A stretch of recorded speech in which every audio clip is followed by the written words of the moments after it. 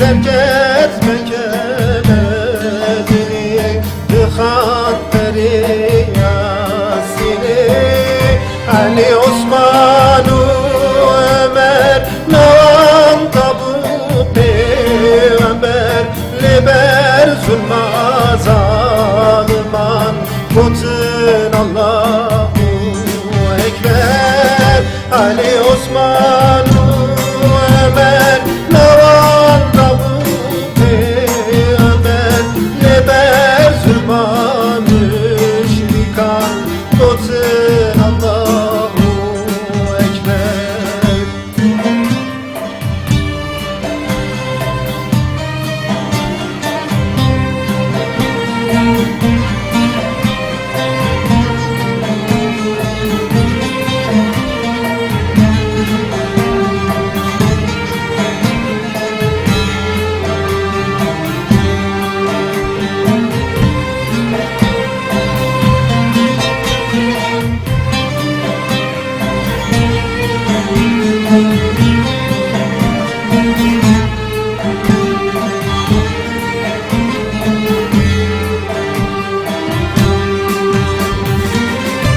Desbavişin Kur'an'ı Hılas bükün imani Ve kablani sani Verin herin firdevsi Verin herin firdevsi Desbavişin Kur'an'ı Hılas bükün imani Ve kablani sani Verin herin firdevsi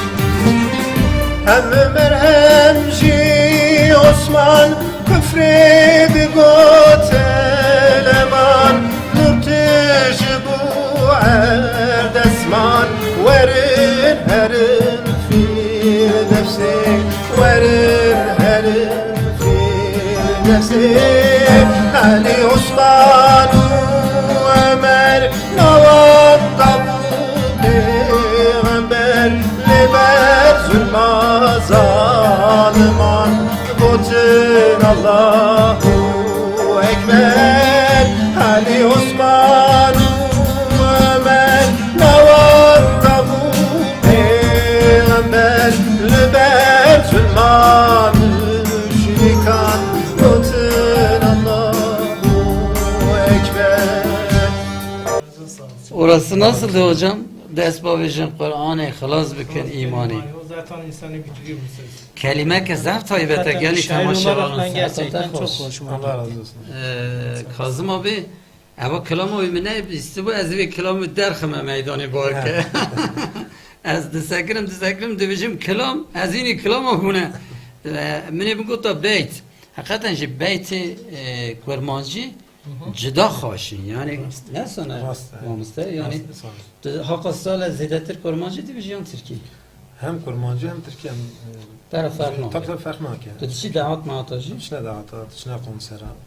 ماشاءالله کنسرت Bu da hizmete benim için. کی داری گازی طبعا. کن تو دیوژی هم دچینه حالا ساعت تا خوش ماموسته